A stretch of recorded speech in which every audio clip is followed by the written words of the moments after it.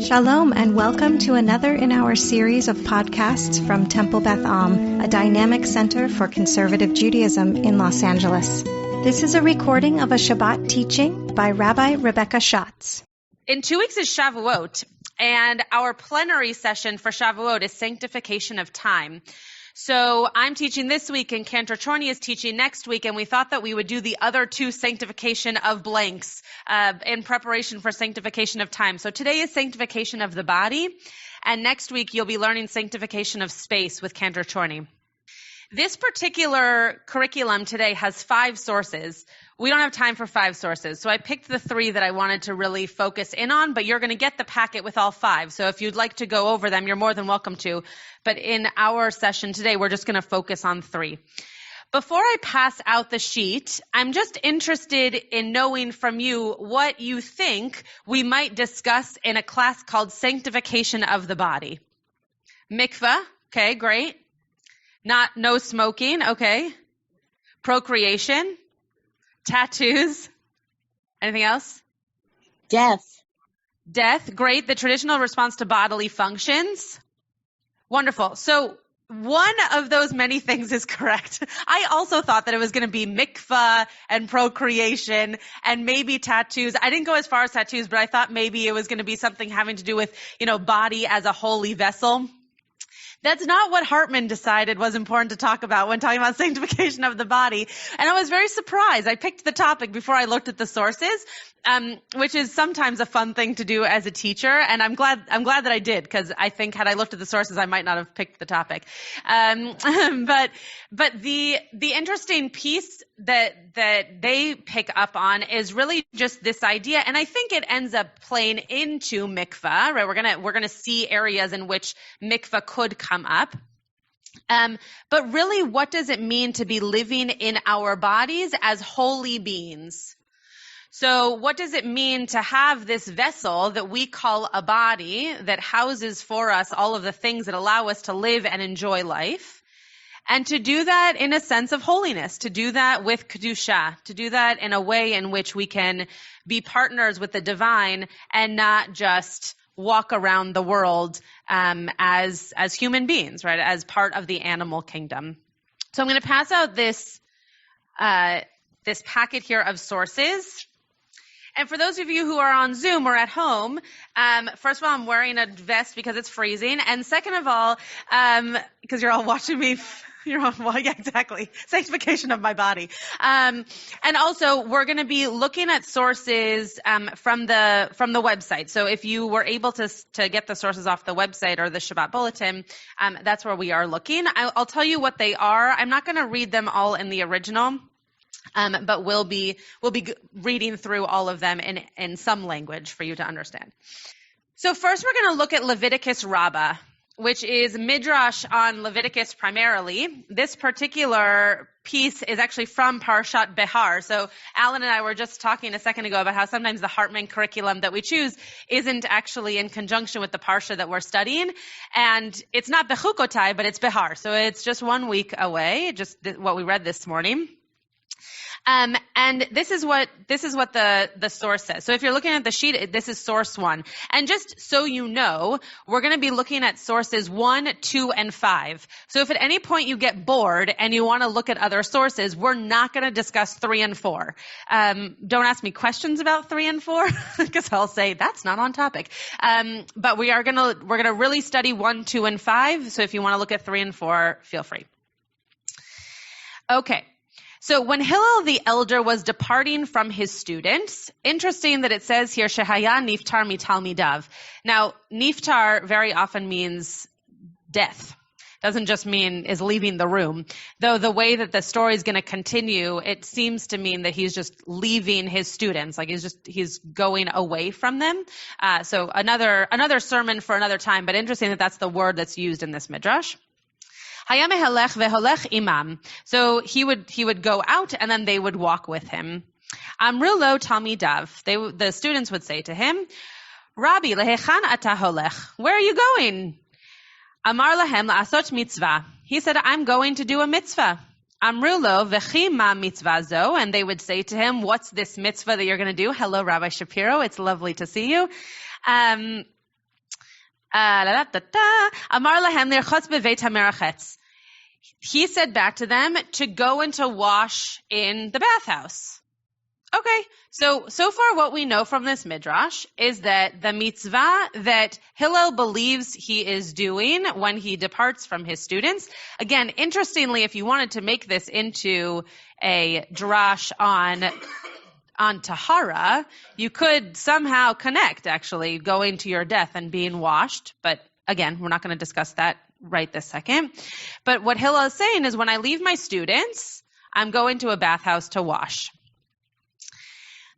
Sorry, I just have to find my place again. Amrulo v'chizo mitzvah, and they said to him, "Is this really a mitzvah?" Amar lahem, hen ma'im ikonin. So like iconography, shel malachim shema'amidim oto b'vetei tartiot u'vetei karkasiot. So what he's saying here, I'm going to read this part in English because the Hebrew isn't even really Hebrew. It says, just like regarding the statues, literally icons of kings that are set up in the theaters and the circuses, the one who is appointed over them bathes them and scrubs them, and they give him sustenance, and furthermore, he attains statues with the leaders of the kingdom. Status, thank you. I wondered why that sounded weird. He attains status with the leaders of the kingdom. I, who was created in the divine image and form, as it is written in Bereshit, for in the image of God, God made human beings. Okay, so what is Hillel equating this mitzvah to? This is not a trick question. Housekeeping, right? Of what? Statues, imagery, right, exactly. Things that we don't believe in taking care of in the same kind of way. Now, if you're going to an art museum, then taking care of a statue is important to do. But when it comes to seeing a statue or some type of human form treated in such a way that then we should treat our own bodies, that doesn't seem to be a very Jewish idea. Right? Yeah, Charlie? Yeah.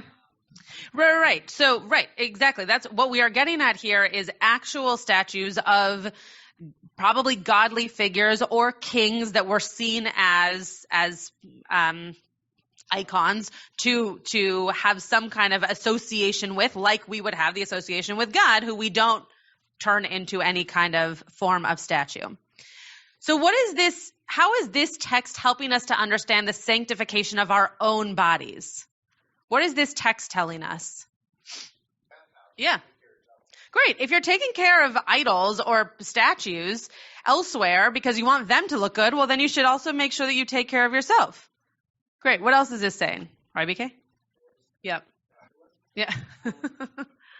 Yeah. Yeah. Right. Right. It's interesting what Rabbi PK just said is that it's interesting that this is considered a mitzvah because it seems like what Hillel basically says is, here's a story why this is important to me, but were the students satisfied by that answer? Because what I'm sure Rabbi PK can imagine, and so can I, is a bunch of students say, okay, so is it a mitzvah? Like, nice story, but is this a mitzvah? You didn't answer our question necessarily. Maybe they thought that was the answer to their question. But yes, many people, even in today's world, take care of things that are not their bodies, much more so than they should take care of their own health. We all know people who would much rather take their car in to be serviced multiple times a year than go to the dentist or go to the doctor, right? Because that is something that doesn't hurt and that you don't have to know the outcome of. You just pay to have it taken care of. So that is taking care of other things than just your body. Yeah, Alan. Yeah. Great. That's a beautiful point, that taking care of these idols, which might provide you sustenance, so too with your bodies, right? We know, especially in a modern day world, that if you show up to work and you look a certain way, you might not do as well in whatever business it is. It doesn't matter if you're an actual business person or a rabbi, right? There is a certain way in which you should look, you should smell, you should have as an outward appearance so that you can continue to have that sustenance. Yeah, Charlie, go ahead. It's Leviticus Rabbah 34:3. Yeah, that's my guess. No. I don't think they gave it to me. Yeah, it's a great point. I obviously did not look back into the Torah to see where it was connecting. But I can look more deeply. They didn't even tell me in the leader's guide, so I'm not sure what they were referencing. Great. Yes, blame Hartman, sure. Okay, so let's go to the second source here, and keep these sources in mind because we're gonna combine them together at the end. So source 2. Shisha devarim na'amru b'vnei adam, shlosha kemalchei hasharet, shlosha kevehema.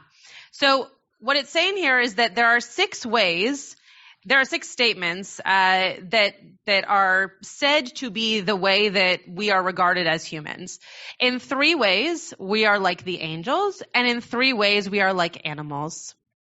Okay, so on 2 very different sides of the spectrum, humans take bits and pieces from both sides, bits from the animals and bits from the angels. Yesh lahem da'at, we have wisdom, knowledge we can learn, kemalchei hasharet, just like the angels.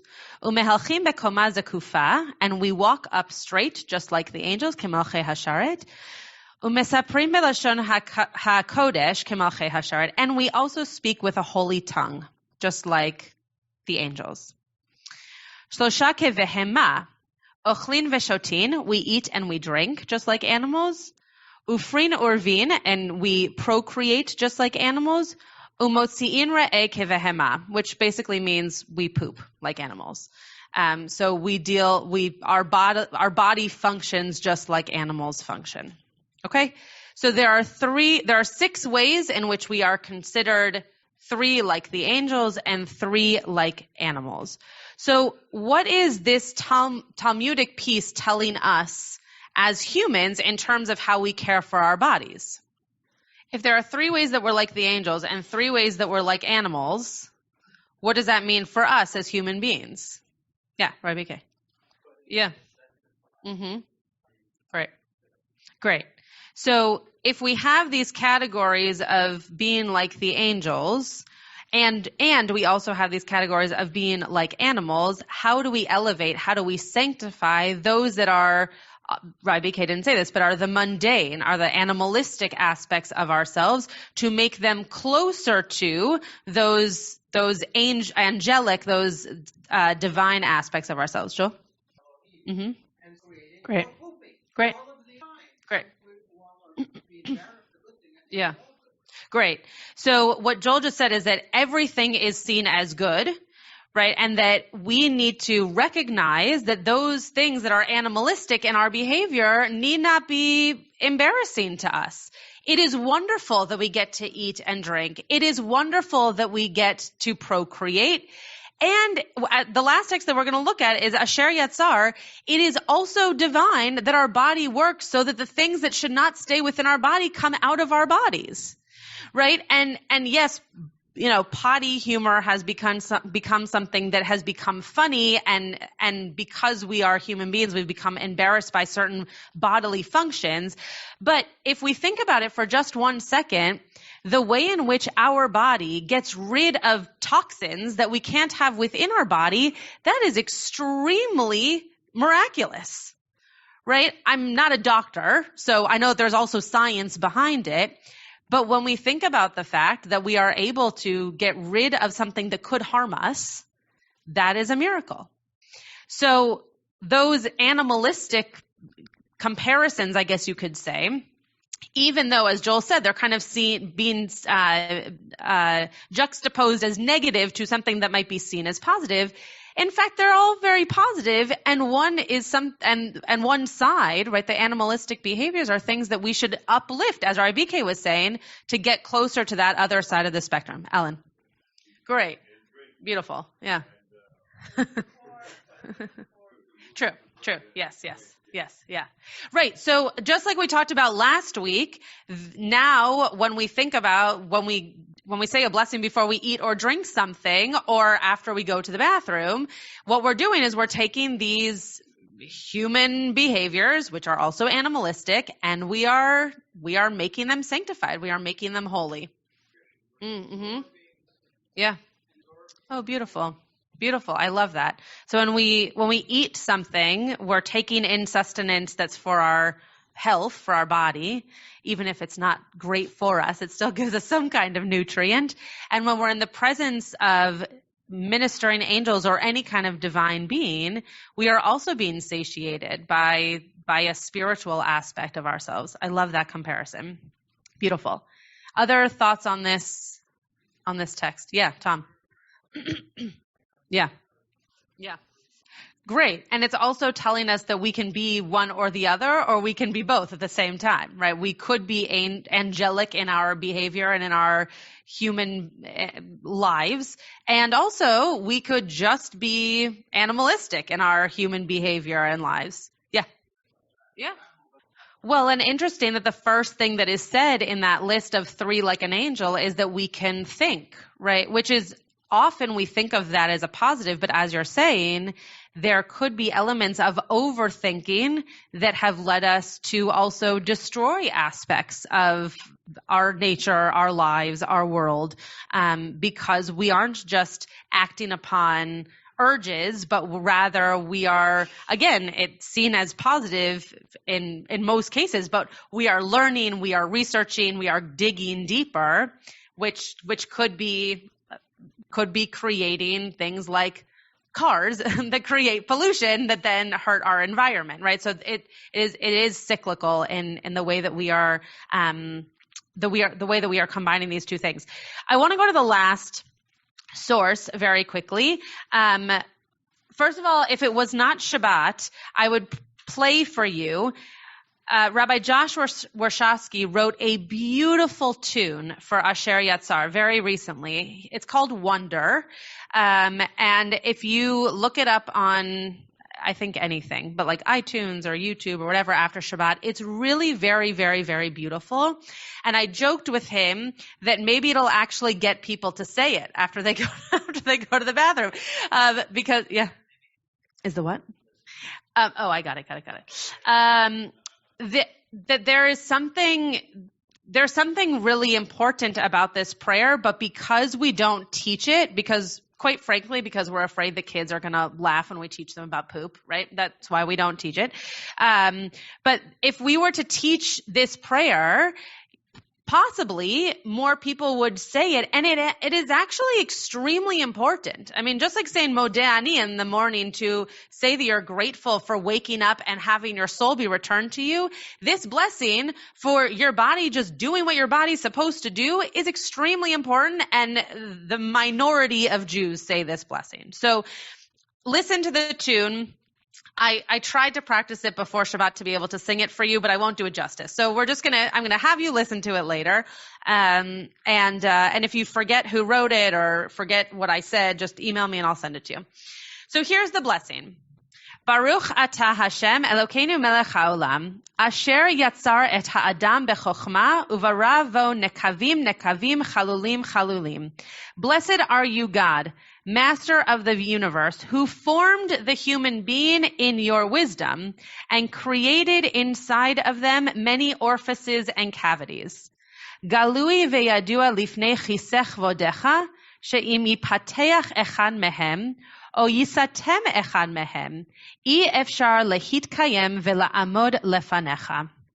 It is obvious and it is known before your seat of honor that if one that should remain closed, meaning the openings of our bodies that are supposed to open, if it should remain closed, that if one should remain closed, opened, or one that should remain open was closed, we would not be able to arise and stand before you for even one moment. Right? Think of a time, I don't want to know a story, but think of a time that there was just something going on in your body and you didn't feel well enough to stand or to sit or to just live out in the world. This blessing is saying, thank you, God, for allowing my body to function in the way that it is supposed to function, that it is naturally supposed to function so that I could feel well to then do all these other things that I'm supposed to do, like bless you and do mitzvot in the world and be part of community, et cetera, et cetera. Because if those things didn't open and my body didn't function correctly, I wouldn't be able to do that. Baruch atah Hashem rofea kol basar umafli la'asot. Blessed are you, God, who heals all flesh, umafli la'asot, and acts wondrously.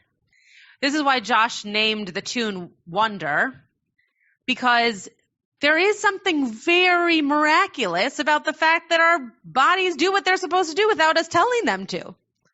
And I think this goes back to the first two sources that we talked about, because there must then be some need for us as humans to make our bodies holy, to make sure that we recognize our bodies as vessels of holiness. Because again, if we forget that our bodies are holy vessels, then we're not grateful for the fact that they do what they need to do. And then we're missing out on the whole point of having bodies. I wanted to also bring this up because there's so much in the world right now talking about other people's bodies. And I wanted to just pointedly say that when we discuss the sanctity of our body, interestingly, all of our rabbis do not in this moment, there are other moments, but in these moments of talking about sanctity of body, they don't dare talk about your body, they talk about their body. They talk about our bodies and the way that they function.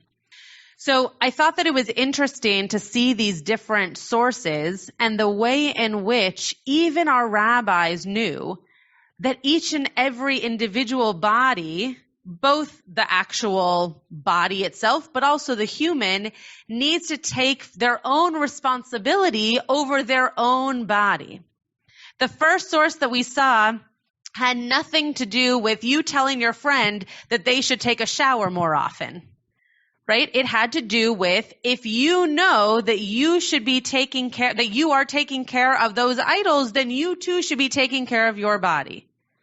And in the second source, we were equated to divine beings like angels because we're able to stand up and we're able to think for ourselves and we're able to recognize those things in the world that we are grateful for.